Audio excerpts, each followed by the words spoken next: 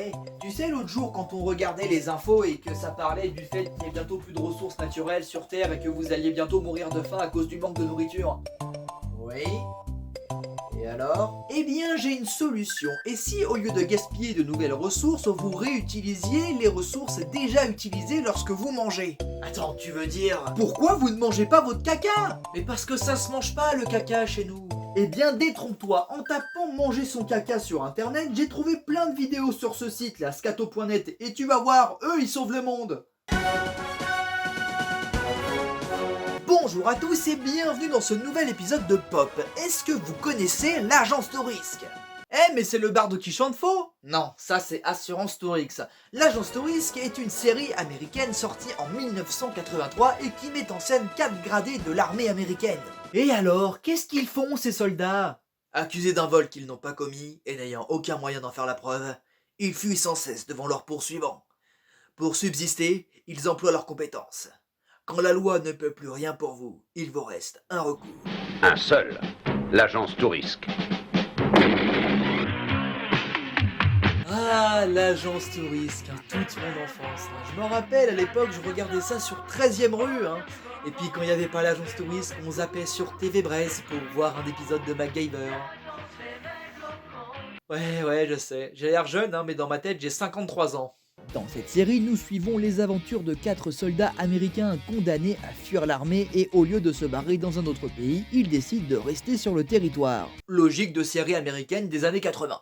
Et pendant 5 saisons, nous suivons donc les 4 héros de la série, avec le colonel Hannibal Smith, le chef d'équipe toujours là pour élaborer des plans qui se déroulent sans accroc, le lieutenant Templeton Peck, alias Futé, qui lui est le dragueur / baratineur du groupe, Barracuda, le gros balèze de l'équipe, hyper fort et emblématique avec sa coupe iroquoise, qui a peur en avion, surtout à cause du dernier membre de l'équipe, le capitaine Murdoch, dit Looping, le pilote fou du groupe, qui personnellement est mon personnage préféré. Et ensemble, ils parcourent l'Amérique pour aider la veuve et l'orphelin. Ok, mais tu voulais pas parler d'un film à la base? J'y viens. L'Agence Touriste est une de ces séries feuilletonnantes où tu peux voir un épisode sans avoir vu les autres. Concrètement, les épisodes se ressemblent tous. Un épisode classique de l'Agence Touriste se construit comme ça. L'Agence Touriste se rend dans un boui-boui paumé du Texas ou un autre état où on aime bien porter des chapeaux de cow-boy, des fermiers se font persécuter par le caïd du coin, alors l'équipe leur vient en aide, les sbires du chef du coin se prennent une première branlée, puis ils réussissent à capturer l'Agence Touriste et les enferment on ne sait pas pourquoi dans un espèce de débarras rempli de pièces détachées, du coup l'équipe construit un truc pour s'échapper et viennent à bout des méchants. Voilà, c'est à peu près comme ça que ça se passe. Et puis des fois tu rajoutes l'armée dans l'équation histoire que ça fasse la blague, et aussi une femme journaliste. Parce que bon, faut bien mettre une femme quelque part, mais pas dans tous les épisodes, faut pas déconner. Mais voilà, si je vous parle de cette série, c'est déjà parce que je l'aime bien et surtout parce qu'en 2010, soit 23 ans après le dernier épisode de la série, elle se termine en 1987, sort l'adaptation au cinéma de l'Agence Touriste. Alors pourquoi à ce moment-là précisément? J'en ai aucune idée. Surtout qu'en plus à l'époque, c'était pas trop la période nostalgique des années 80, ou alors ça commençait tout juste. Et donc c'est plutôt risqué de sortir ce genre de projet. Il y avait déjà d'autres films avant qui étaient sortis, on pouvait notamment citer Transformers, 3 ans auparavant, adapté du dessin animé, mais également Starsky et Hutch, sorti en 2004, l'adaptation de la série du même nom. Mais bon, à part ces deux exemples, on n'était pas non plus dans la période où la nostalgie des années 80 se faisait vraiment ressentir. On était vraiment au tout début. Donc on va voir ce que ça donne. Enfin! Le film commence donc avec un mec qui se fait taper dessus dans une grange au Mexique par de gringos qui s'en vont mais le prisonnier s'échappe et c'est Hannibal Smith.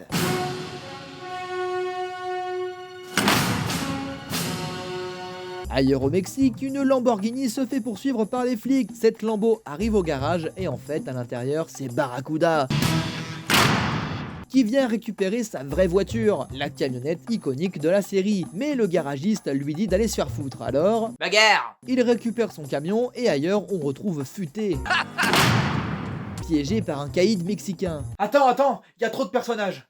Pour le moment, il y a que les persos de la série, donc... Quelle série?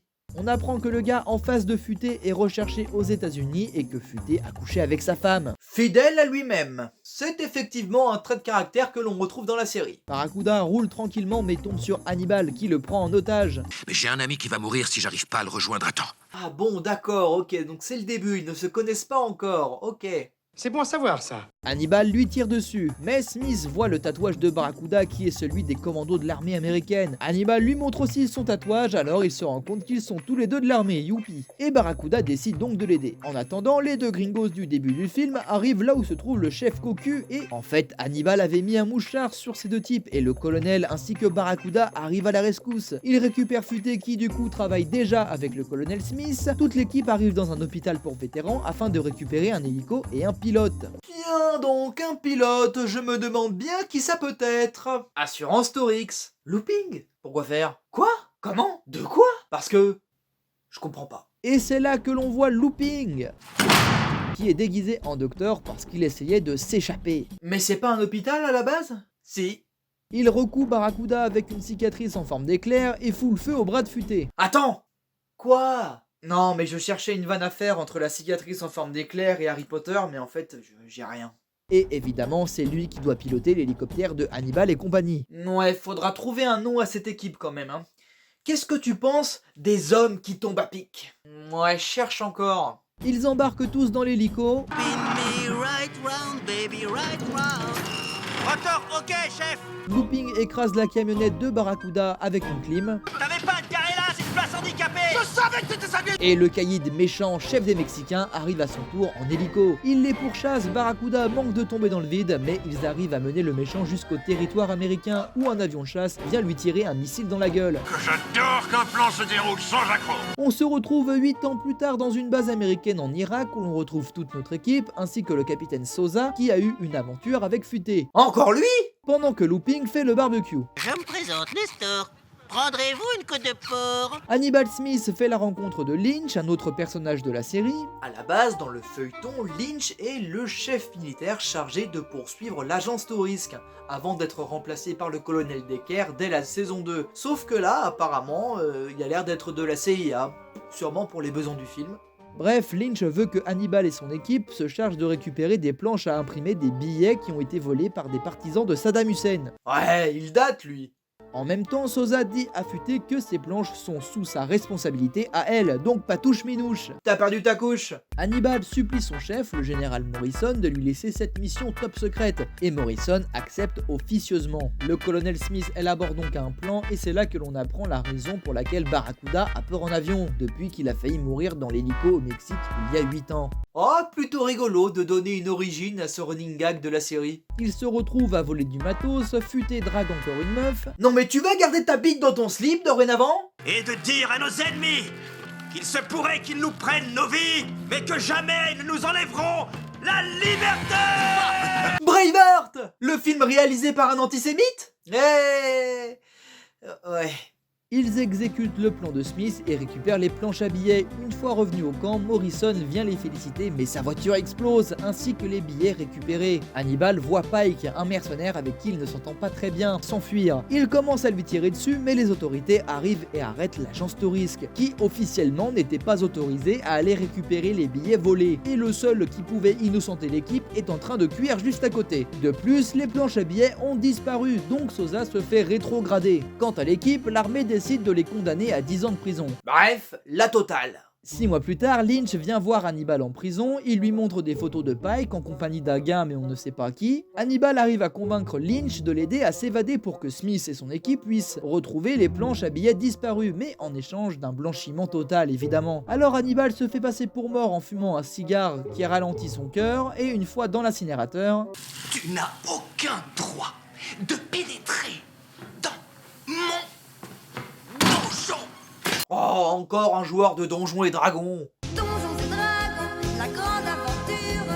Mais pourquoi tu le maltraites comme ça? Enfin, tu te tapes tout seul, hein. Je te rappelle que t'as littéralement un casque Donjons et Dragons. Eh ben parce que c'est la seule communauté qui ne fait pas peur.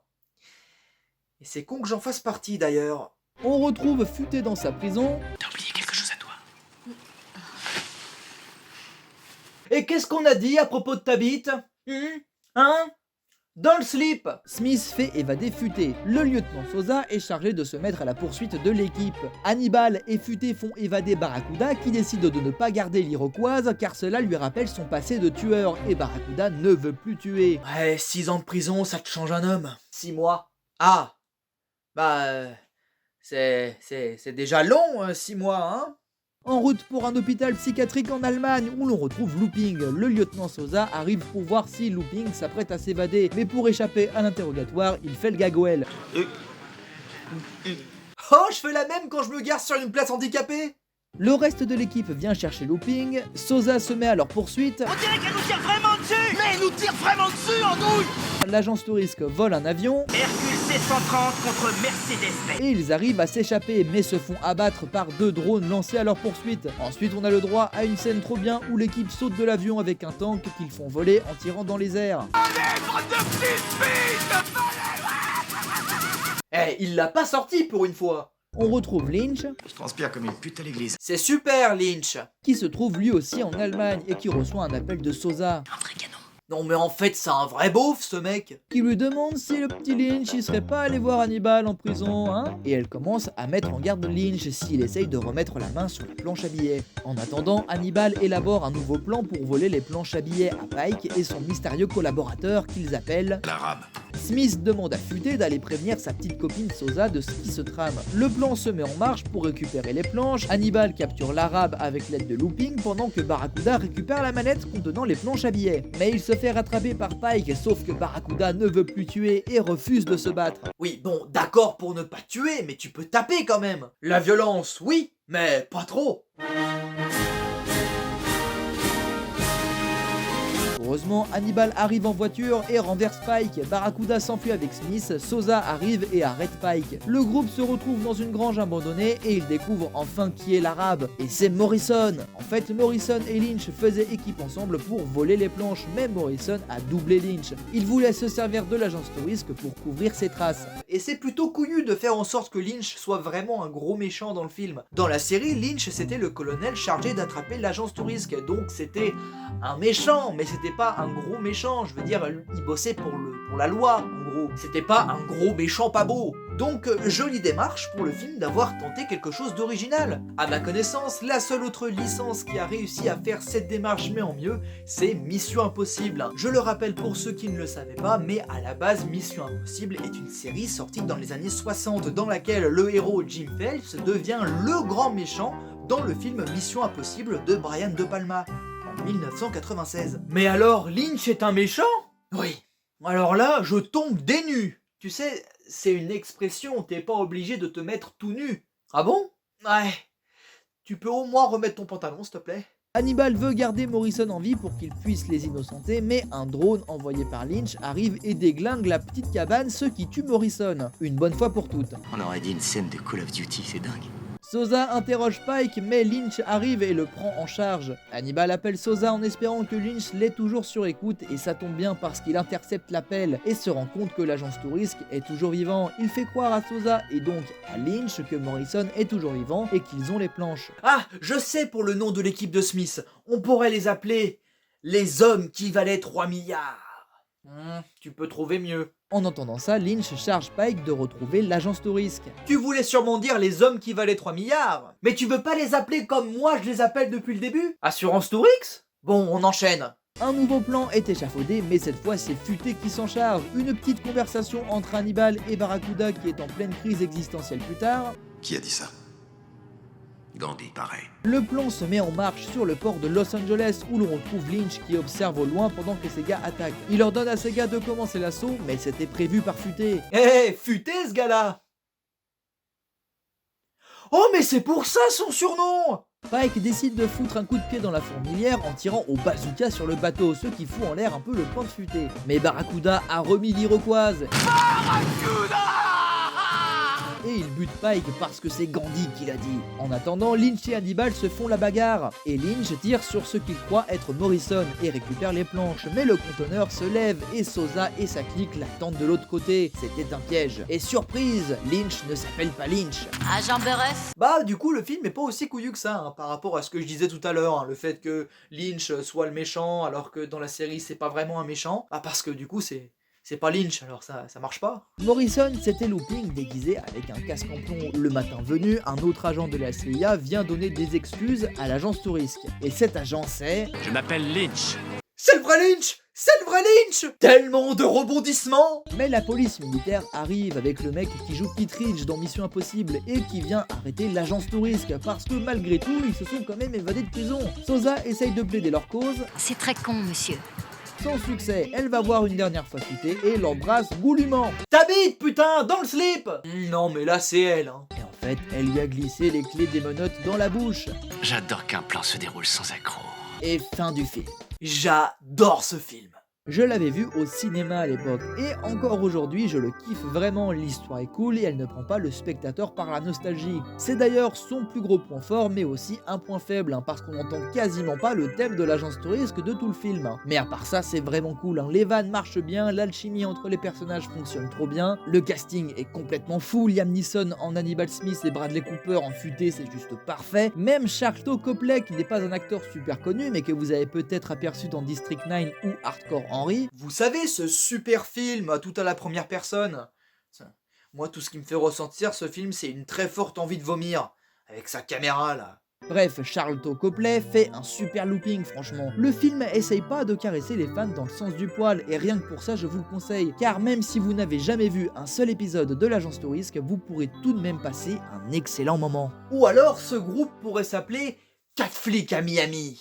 Mais putain, mais ce groupe a un nom depuis le début, c'est l'agence Tourisk, alors arrête d'inventer des noms qui n'ont aucun sens. En plus, à aucun moment, ils ne vont à Miami. Bon, d'accord, va pour Scooby-Doo, l'agence tout Tourisk. Ah,